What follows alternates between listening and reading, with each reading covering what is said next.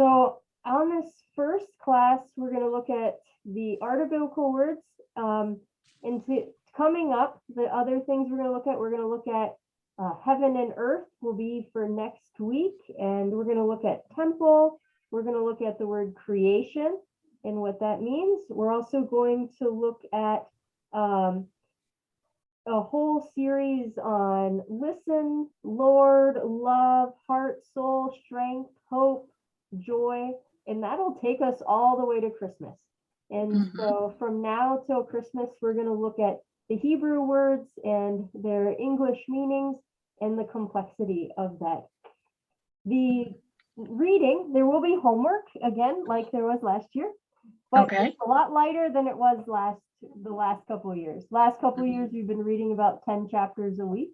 And so this year it's much lighter, and it's closer to like 3 chapters a week that we would be reading. Okay. And so that's where we are. As any questions for an overview for this year's Bible study class? Will you give us anything like a syllabus so we can take a look at it? Yeah, I can send out the syllabus. Yeah. Okay, that would be great. That would be great. Know that it is a loose syllabus though, because sometimes when we dive deep in things, sometimes it takes us a little longer, and sometimes we're bored with it and we move ahead a little faster. Yep. That sounds great. All right.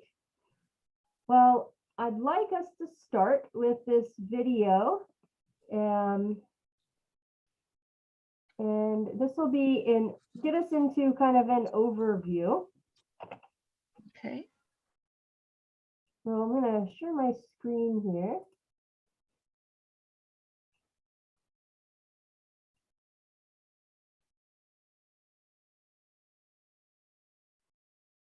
Do you remember how to do this now? There we go. And Hannah, let me know if you are not able to hear. I think you'll be good though. Oh, yeah. No.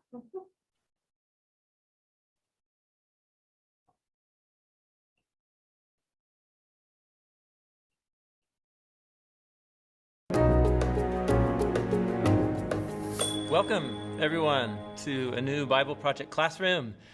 This class is called The Art of Biblical Words.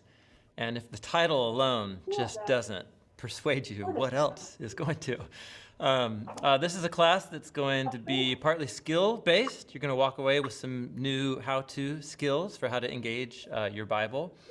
But also, there's going to be some theory behind it, learning really just some basic concepts about language theory and linguistics.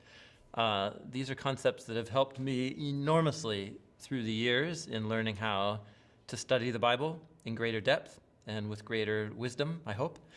And so that's the goal for this class. The Bible is made up of words, to state the perfectly obvious.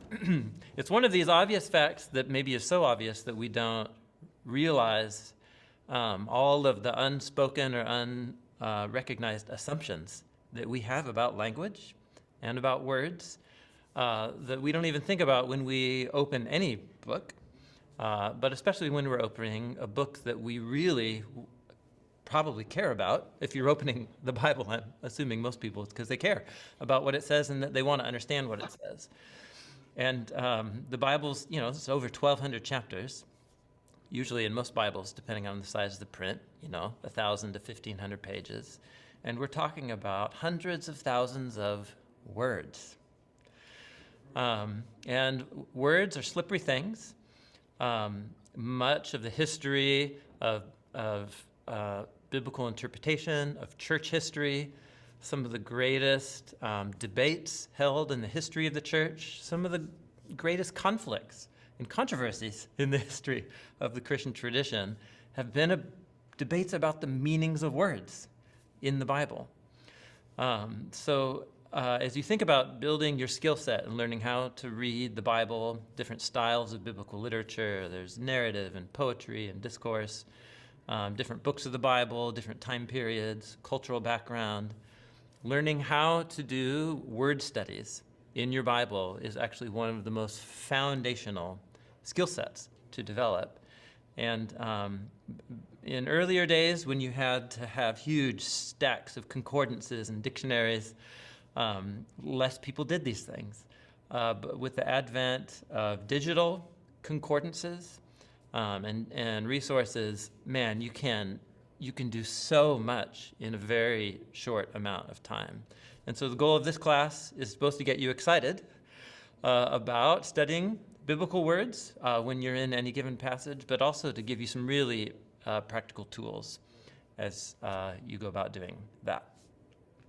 So in this first session, what I'd like to do is put on the table something that will get us thinking about these unspoken assumptions that we often have about words. And so to do that, what I'd like to do is read a poem, because why not? This is not your average poem, however. This is one of my favorite poems.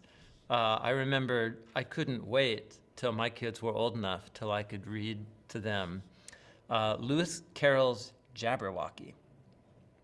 Lewis Carroll, anybody? This is the British author, Alice in Wonderland. most famously of Alice in Wonderland.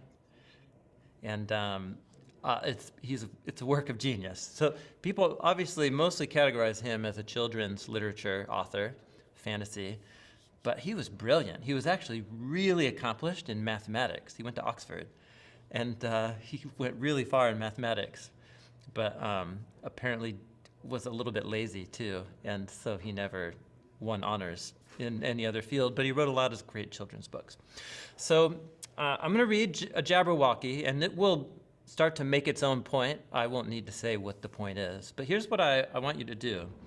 As you are listening to this poem, I want you to ask yourself, do you understand what's going on? And whether you do or do not understand what's going on, what are the role that the words of this poem play in your ability to understand or misunderstand? And we'll just have a great conversation after I finish reading it, and I'll be really eager to see what your experience is. This feels like I'm in theater again from high school. A reading of Jabberwocky. 'Twas brillig, and the slithy toves did gyre and gimble in the wabe. All mimsy were the boro groves, and the mom raths outgrabe. Beware the Jabberwock, my son, the jaws that bite, the claws that catch. Beware the Jubjub bird, and shun the frumious Bandersnatch. He took his vorpal sword in his hand. Long time the manxome foe he sought, and so he rested by the tumtum tree and stood a while in thought. And as in uffish thought he stood, the Jabberwock with eyes of flame came whiffling through the tulgey wood and burbled as it came. 1, 2, 1, 2, and through the vorpal blade went snicker-snack. He left it dead, and with its head he went galumphing back. And hast thou slain the Jabberwock? Come to arms, my beamish boy. O frabjous day, callooh, callay, he chortled in his joy. 'Twas brillig, and the slithy toves did gyre and gimble in the wabe. All mimsy were the boro groves, and the momraths outgrabe. Jabberwocky by Lewis Carroll. No puppy. I will pull the written text up on the screen, but I'm going to pause it here and ask, just before he asks the people on his screen too, what are some of the things, did you understand it, first of all? It looks like the Jabberwock got slain by the frumious Bandersnatch, and I think it's in kind of marsh of some type. And let's see. And it looked like the bandersnatch was waiting, almost like a trap to get him, and then killed it, left its dead, and severed his head, went back to wherever, and celebrated. And you got all of that. Did you know every word in this? No, no, it's just a feeling. It's just a feeling. I think the feeling comes from, it's very evocative of mood and atmosphere, even if we don't, we can't relax, we can't relate to the exact words. There's the opening, it might be a pleasant scene at the opening, but very soon there's enormous menace. And that comes through, even they're wonderful made up words. Yep. That still manage to convey menace and triumph and rejoicing, and it's pretty cool. I'm glad we're starting with this. I haven't thought about this book for a long time. Yeah, I like there are a lot of, like you brought up the feelings, both Mary and Camille, and the way the words are written, even in some English words, like the rustling of the leaves, like the word rustle, how like it almost feels like as you say it, the air is just rustling through as you say it. And some of the words that Lewis Carroll has brought in here have certainly bring those feelings to life, even if they are nonsensical words. Hannah, do you have any thoughts? I don't know if they hear me, but I thought it was I just think it's very fun. It sort of bounces along, in a playful, I guess, even though there's death. So it's like Camille said, even if you don't understand some of the words, it's like little challenges online where you have to read things with words missing. Your brain puts it together. Yeah. Could you all hear Hannah? Yeah, I could hear her. Okay, awesome. Yeah, so let's another thing I thought was funny is, as he was sharing, that Lewis Carroll must have been lazy. So just this is an aside, but one of a mathematician joke is that all mathematicians are intrinsically lazy. And so yeah, and that's just the way a mathematician works. They try to find the shortest proof possible, and that's like the point. So I thought that was funny. He called him lazy. I don't think he would have taken that as an insult then, as a mathematician. Well, let's see so there's a couple people here that he kind of asked questions of too. So let's hear some of their responses, see where some of them overlap, some other ideas that they have as well.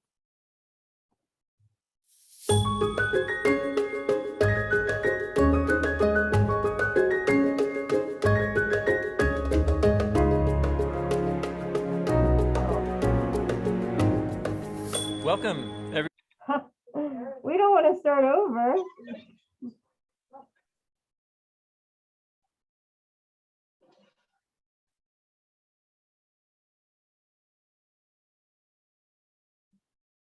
I didn't expect to start us over there.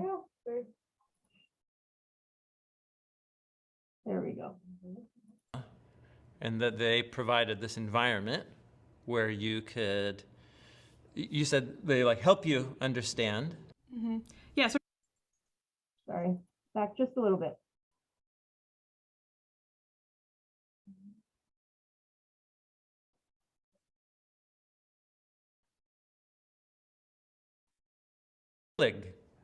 And the slithy toves did gyre and gimble in the wabe.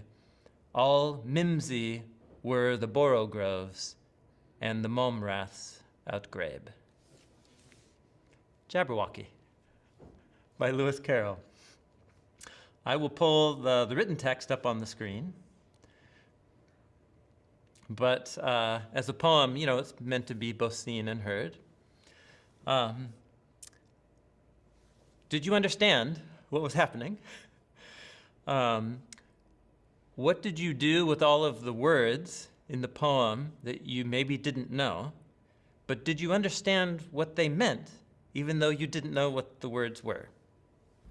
I think I understood, but I think I leaned on the words I did understand more to tell me what was happening and sort of just let the other ones fill in. Yep. So, okay. So one, sort of like your anchor points, you're saying, were words that you did know, and that they provided this environment where you could, you said they like help you understand.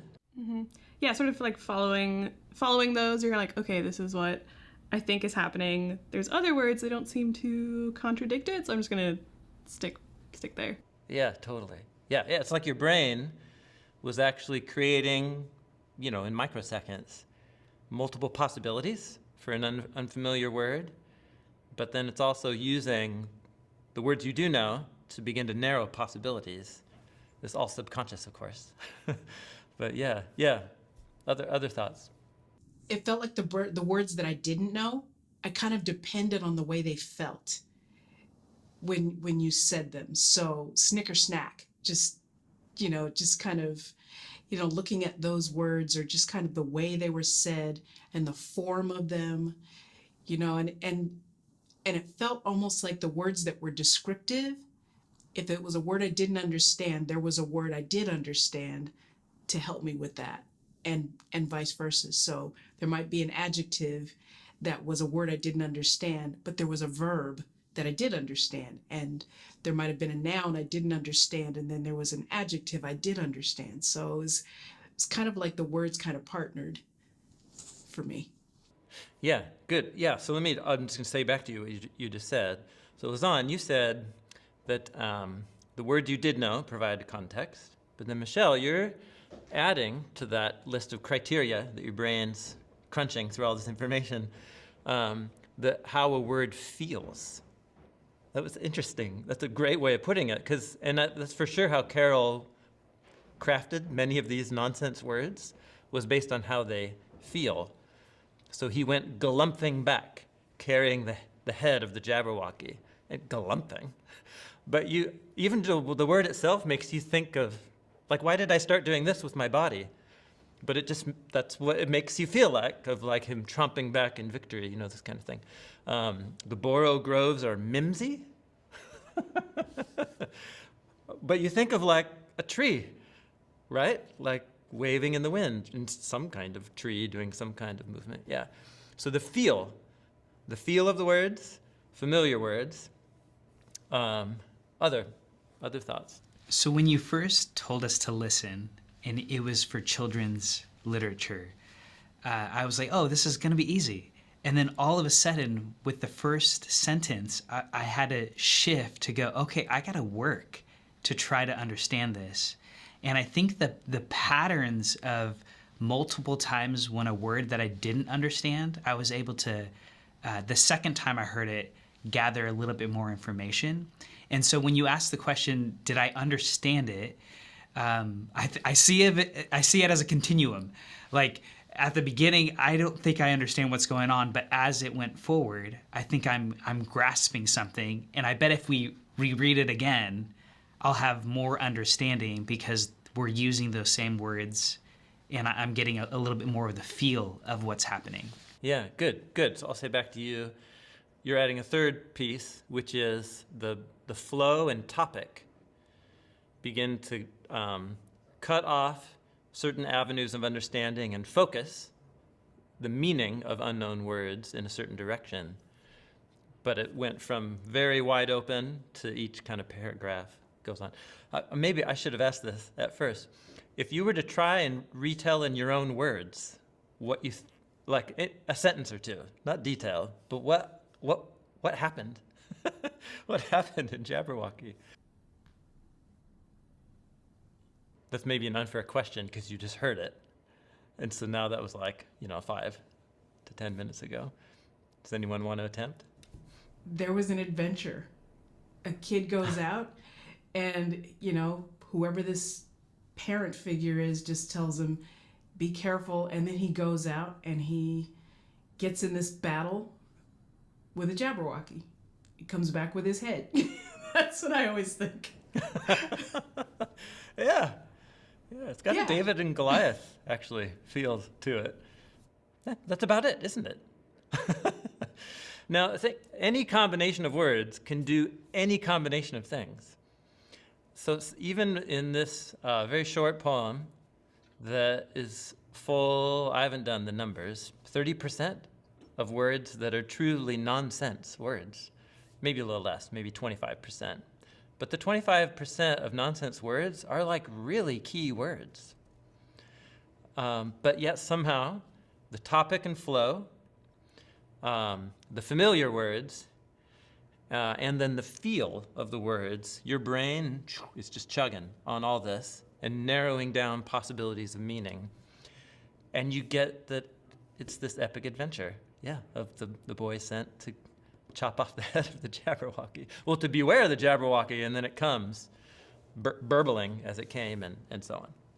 Okay, so what a wonderfully complex and it feels like almost magical thing that human communication is.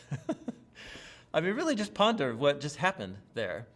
Somebody from, Lewis Carroll from 150 years ago, we share the same language, but he just made up a bunch of nonsense words, and they're able to speak from the past, and we can understand actually a pretty detailed outline of this fantasy story. That's amazing. Through writing little symbols, little code symbols on a page. And then we learned that code, when we were young and have grown up with it, and here you go. That's what a marvelous thing human communication is. It can bridge cultures. It can bridge gaps of time, even if we have very little to go off of. So this is a wonderful example of how much can be communicated across culture and time, even if you don't know much of what's happening, or you don't understand the meaning of the words.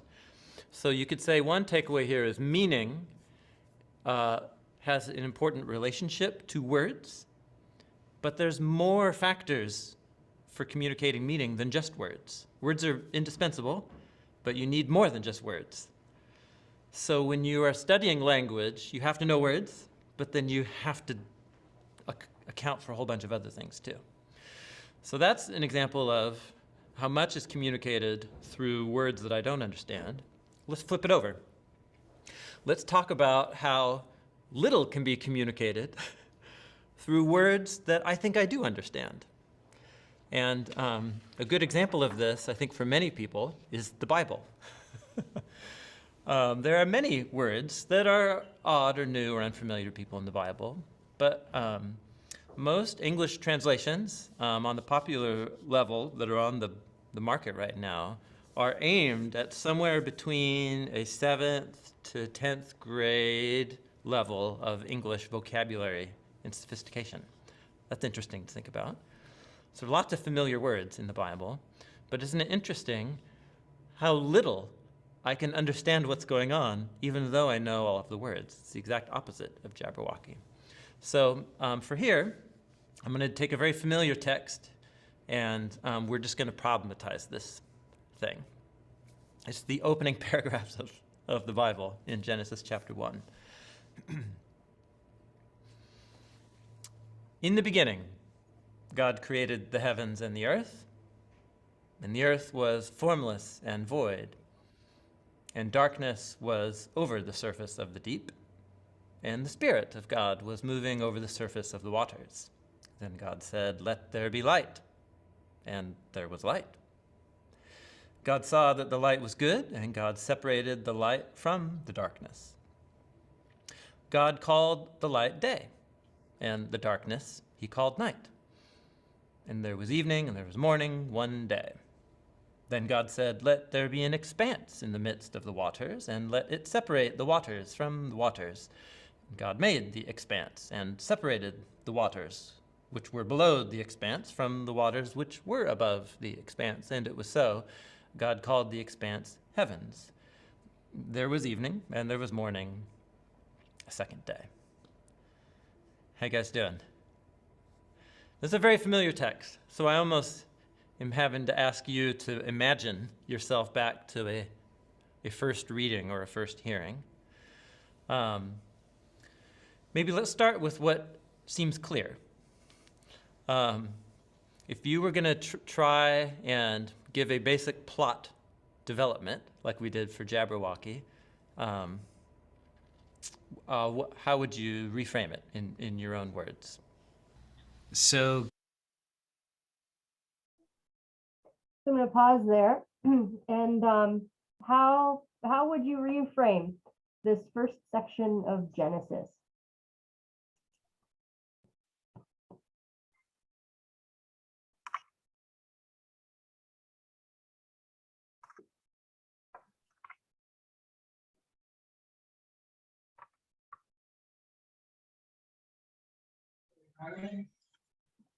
Esther, And you can pull out your Bibles to look at it too. So we're looking at Genesis chapter 1. Just the very first part.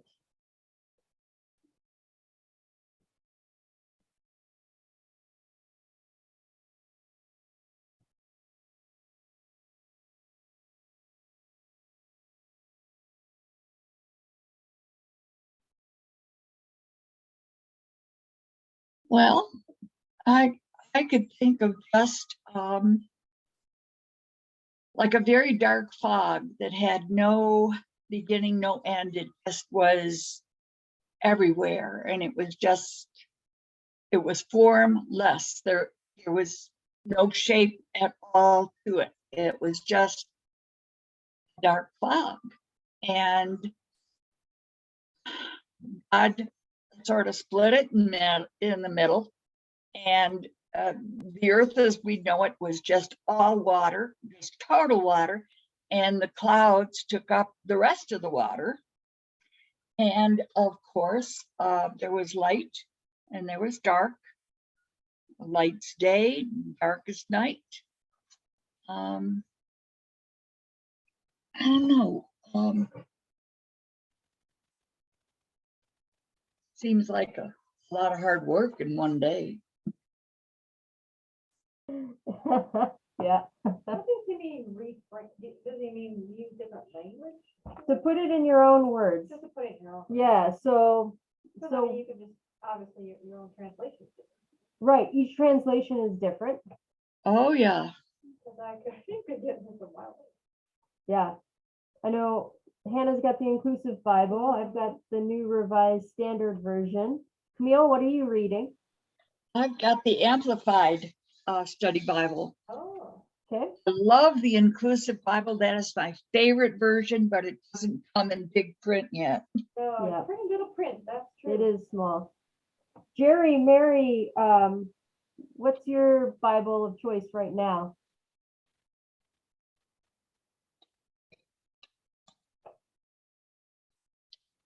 Gretchen, what's your question again, please? I couldn't. What version of the Bible are you using right now? Oh, I have the Access Bible, Okay. an ecumenical learning resource for people of faith, New Revised Standard Version.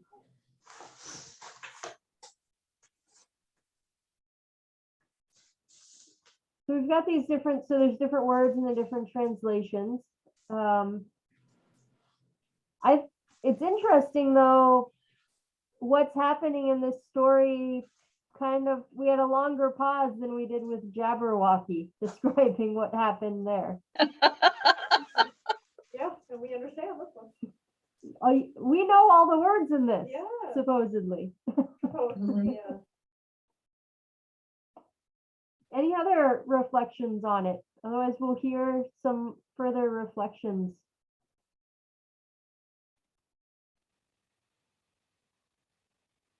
Well, I think what he said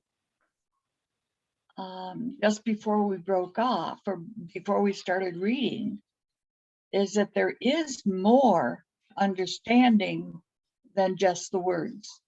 And I think this passage definitely requires more than just the words. Yeah. It's a good reminder.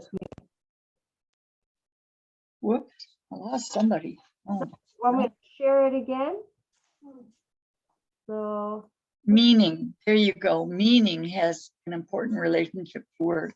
More factors for communicating meaning than just words. Yep. You need more than just words. I agree with that. I agree with that. You could read the same words and have totally different meanings depending on. Oh, isn't that the truth? Look at the Bible. People Mm-hmm. somehow take very good and very evil out of the same passages. Mm-hmm. yeah. Mm-hmm. And we're looking at the same words, even when we Yeah. look at the same translations. Right, exactly. Mm-hmm. This one's so stark with light and darkness. Mm-hmm. But yeah, you can really get into the meaning of light and God is light. But you hate to use darkness as not good or nice because of skin color. And Right. it gets too complicated in my head. Yeah, and So- in some cultures, dark is a Right. beautiful color and something that carries a lot of strength and is a good color. And I find darkness peaceful. Yeah, Mm-hmm. I'm a total darkness sleep kind of person. me too. In Vietnam, black is the color for weddings, Hmm. for maybe I joyous occasion. A friend of mine wrote a poem about darkness. I thought was not kind of a friend, so I know from the ECC. It was so good. I had it forever. I should print it out again. Yeah, The Power of Darkness. Mm-hmm. I just Mhm. resonated with it. bring it to the next Yeah. one So maybe that's something else. because we're gonna go. We're not gonna be just listening to him for each class. This is just the intro, and then we're gonna go deeper and more engagement. Good, So, great. but let's hear some more of what he's pointing out, and then we'll jump back together. Okay. Hopefully, it doesn't. start And reading. give a basic plot development like we did for Jabberwocky. How would you reframe it in your own words? So God was creating. There was something. There was chaos, and God created something. He brought order. And when I read this, like I think it's hard for me because I think of what I grew up thinking about those words, and then I'm trying to learn about what did they actually mean. But I think it's like there's two places that are being created: heavens and earth. I don't know necessarily what to do with the expanse. So something else is there. But it's also, the expanse is called the heavens as well. So it's somewhat separate, but somewhat also the same.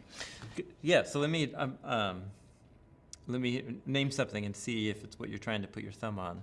There's something odd happening in that in the opening sentence, God creates the heavens and the earth. But then later on in day 2, when God creates this expanse, and he makes it and calls it heavens, and just on a very simple observation is that didn't he already make the heavens? I thought the heavens were made in the first sentence, but now they're being made again. And why are they called the expanse and then the heavens? Are you with? Is that kind of what you're trying to put your thumb on? Yes, absolutely. Yes, yeah. It's a little bewildering because you're like, I think I know the meaning of the word heaven, but the way it's being used here, yeah. Other observations or thoughts about the language and features like that? Yeah, Lasan. When God created the heavens and the earth, and when you say earth, you're like, oh, the planet I know what that looks like. I know what that is. But then for it to be formless and void, what if it's formless and void, then it's not anything, but it is something because it's the earth. So the idea, and then he starts naming things, and you're like, I don't really know. Yeah. But no, that's excellent. It's exactly the observation with the problems in English here. The word earth means a pretty specific thing, in modern English at least. A globe, right? A sphere, that's what you're talking about. So if earth means globe or a sphere is by definition the form of a sphere. So it's almost a contradiction in terms in English to say the earth was without form. But there you go. Yeah. So the earth, and then your brain goes, well, I guess either earth was like this undulating blob. I remember the first time I was trying to think about this, I had some undulating blob hovering in the universe. Okay, yeah. I just Michelle. started at the beginning, because when we're kids, we're told heaven is the place where God lives. And so it's like, but if in the beginning he creates the heavens, then he was there before that got here. So, and then it's like you say the earth was formless and void, and you look at that and go, well, if there was nothing, like in your mind, you're thinking there was nothing and then there was something. But if there was nothing, God was already there. So there was nothing. So there wasn't nothing. So it's just, so from the very beginning, you're just going, wait, this isn't a beginning. There was a beginning before the beginning. And you literally just in these first 8 verses just fall into Lewis Carroll's hole. Yeah. And you're just kind of going, what's Yeah, going right, on right. here? And it's just... Totally. But here's the thing is, you know all the words. But it doesn't help. But it That's doesn't what's so weird help about that it. you know all the words. Correct. The That's words right. are just Yeah, not that's right, helping that's you right. at all. Okay, so let's name this. We've had the exact Yes. opposite experience, about the same amount of text. We know all the words, but somehow they're being used in a way that just creates difficulty of understanding.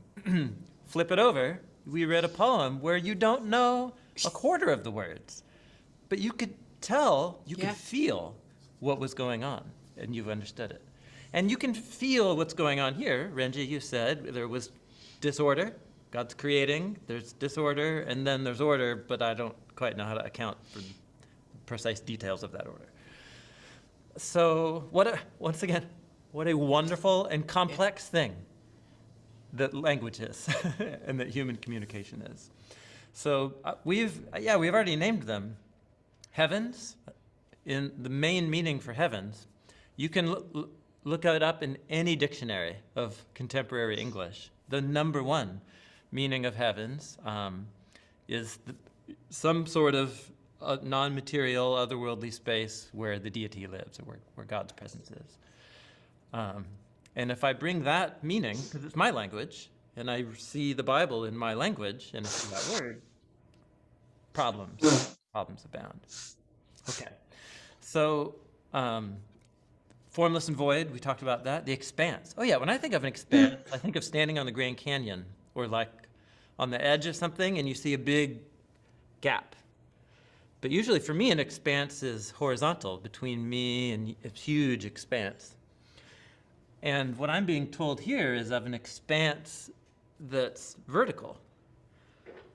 And between waters below, which I guess is an ocean, I don't know. And then waters above, rain clouds. I'm trying to imagine, like I'm recreating what I first thought of this many years ago. So all of these words that seem familiar become real difficult to account for. Okay, so you guys, welcome to the wonderful world of words and of the need for having some kind of ability to do something with this ambiguity that's created through biblical words. So that's essentially what we're going to do in the rest of our sessions. Because if you've been reading the Bible very long, you know this feeling of like, I get most of the words, I don't. I don't know what's going on right now.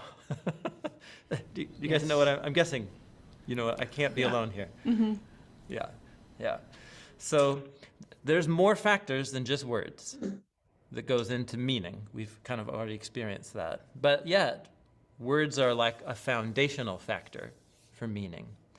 And so learning to both understand biblical vocabulary, knowing where to go to understand what things mean, knowing how to go about, like a workflow for problem to where do I go next, partial solution, what's a deeper way I can do some study here.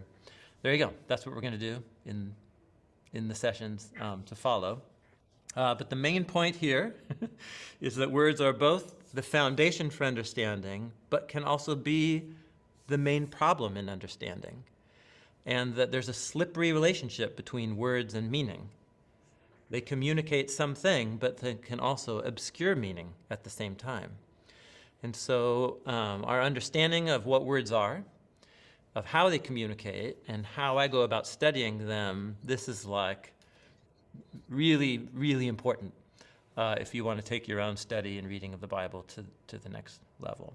That was basically, I could have just said that, but I wanted to read Jabberwocky and talk about it with you. Any final thoughts or comments about those kind of basic sets of points that I'm trying to put on the table in this first session? It's humbling. It really is, because we think we get it. We look at something like the Bible and we think we just get it. It seems simple. You know, in the beginning, this, and you just, in that very few verse, you know, just a few verses, it's humbling because you look at it and you realize how much you don't understand and how much your understanding can get in the way. And yet that's the tool you got, you know? It's kind of like relationships in general. Yeah. You know, they are both the most rich, wonderful things in our lives, and also the most problematic and challenging things in our lives. And communication through words is the main vehicle, one of the main vehicles of our relationships. And words are themselves a mirror of that kind of complexity, aren't they? Yeah, it's good. That's a good insight. I love what Michelle said, and I probably am going to say the same thing in different words, but when we think we know the words and then we import our understanding onto it, it can be a dangerous thing because we think we know, or we have confidence where we shouldn't have confidence. And so I think it's really important to approach it with humility, to approach it with curiosity and discovery, and to be open to pausing and embracing a new way to think of things.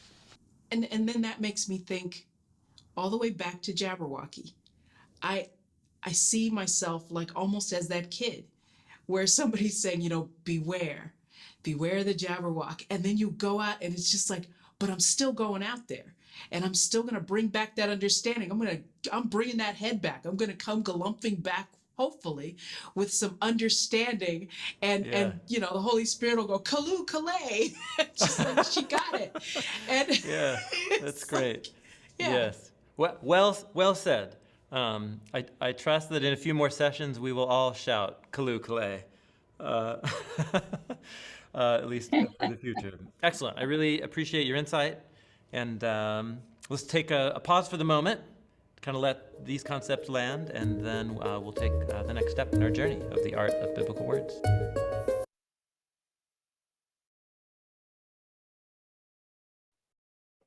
So my question for you, have you ever experienced confusion when reading the Bible? Where you're like, I have no idea what they're trying to say.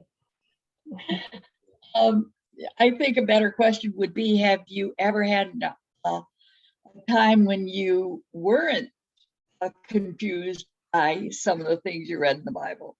And that's where your research really has to plug in. Yeah. I know I have to read the scriptures multiple times, because the first time I read it and I'm like, oh, okay, I got some ideas. And then, or sometimes I read it the first time and I'm like, was I asleep while I was reading this? Like, I don't understand the words that I just read, even though I understand what the words are. And it takes a Yep. couple times of reading it and before it starts to make sense. Mhm. I would submit that lots of the letters of Paul, at least for me, I've read some of their passages I've read multiple times and I still don't get it. Yeah. Mhm. Well, the only problem there is that you're too young. You to be at least, well, almost 2,000 years old to figure it out and live in that time in that area, and then it would be a lot clearer. It really would. Yeah. But Thank we you do for the that. best we can with where we're at. Yeah. So we're going to dive into some of these words, and I suppose the hope is that we read them and they seem more confusing than they did before to start with. But then moving through that confusion, we start to find, oh, like here's a deeper meaning that I didn't even realize. And then allow us to go even deeper into understanding the scriptures. Because I know we each have read the Bible to various extents and we've studied it throughout our lives, and there's always more opportunities to go deeper. So I'm hopeful in this class, it'll be a new type of angle, a new way of going deeper into the Bible that maybe you haven't thought of before. Maybe you have done some word study, maybe you haven't. But I find with word study, you can do word study, you can remember it, and then over time you forget that word has a different meaning in a different language. And so you go back into your own cultural biases, and then it's helpful to relearn some of that again, or look at it with our new life experiences as well. So for homework for this week to next week, your homework is to read Genesis chapters 1, 2, and 3. And so you've read Genesis 1, 2, and 3 before, and you've probably heard Genesis 1, 2, and 3 so many times. But read it again and really notice the things that actually don't make sense as you're reading it. What have you just skipped over because my mind's just going to fill that because it actually doesn't make any sense. Let yourself be in the pieces that actually are discrepancies that don't seem to make sense in Genesis 1, 2, and 3. And what are some of the words that you encounter where you know what this word means, but in context, it doesn't seem like it carries the same meaning? Notice some of those things as well. Any questions about today or other thoughts or insights that you have as each of us prepare for next week reading Genesis 1, 2, and 3? Well, I really like the emphasis on this. I think this is going to be a real opportunity for us to expand our ability to think about what's going on in the Bible and to learn anew or add to what we already know or think we know about some of these passages. I'm really excited. Good. Really excited. Glad to hear that. So I'll send out a syllabus, and excuse me, next week we'll be talking about this first part of Genesis, and especially heaven and earth is what we're going to be discussing, and all of what that means and doesn't mean, and what we can cover in an hour. And it'll be a short video from Bible Project, but for the next few weeks, we're not going to have as long of videos from the Bible Project, and there's going to be a lot more discussion and looking at the Bible itself and the meanings of those words. How will you deliver the Bible study syllabus? I will email it. Does that work all for right. everybody? Yeah, good. Yeah, that's great. Thank you. Okay. Yep. so I'll email that out so that you'll have that. And know that it's a working syllabus as I think we'll stay pretty close to it, but I'd like us to be flexible in case there's pieces we want to talk more about, or pieces where we're like, we got this. This actually makes sense. And then we'll move through that faster. You will also send a link to the recording. You're going to record every session, and That's you'll also correct. send a separate link to that where we can access the recording. Yes. So right after class, this video will compile, and then I'll post it up on YouTube and send the link to that. So you're able to share that. It'll be publicly available. As long as it's not taken down. There are a couple YouTube videos that sometimes get edited out just because of copyright. I don't think we have that issue with the Bible Project, especially because we make it very clear that it's their content. But that would be the only reason that it wouldn't be published or not available, would be a reason, something like that. Sounds good. But I will email that out with the syllabus, and you should get that tonight. The link and the syllabus, and then the Zoom link to join is the same each week, so you can just save that link, put it on your calendar, but I will also email it out as well. Okay, sounds Very good. good. Thank you so much. Thank you very much. Glad Very to much. do this. Thanks so much. Gretchen. Good introduction. Thank you. Thank Great. you. Yeah. I'll see you next Monday, if not before. Okay, you. sounds good.